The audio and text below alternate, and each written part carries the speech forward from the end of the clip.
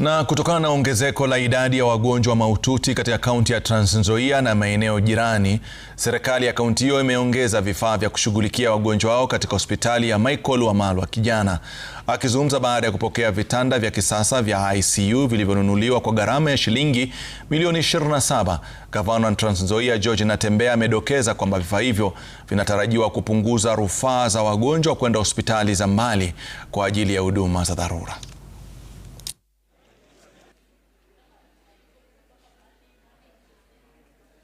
Wamalwa Kijana ni hospitali ambayo ina serve sio peke yake Trans Nzoia County, lakini hata wagonjwa kutoka West Pokot, kuna wagonjwa wanatoka Bungoma, kuna wagonjwa wanatoka Uasin Gishu, sana sana wale ambao wanatoka sehemu za Moi's Bridge wanakuja hapa, na pia kuna hata wagonjwa wanatoka Uganda ambao wanakuja hapa, na pia hata kutoka Lodwar, kutoka Turkana County. Tuko na health products, si ndio, za kutosha, na vile tumesema tutahakikisha kwamba tunakuwa na supplies all the time.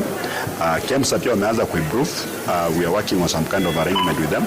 Watakuwa na supply madawa. We've been buying from the open market. Kwa sababu KEMSA imekuwa na challenges na madawa imekuwa very very expensive. Nayo kaunti ya Busia inakabiliwa na changamoto kubwa ya uhaba wa damu, huku wagonjwa wengi wakilazimika kutafuta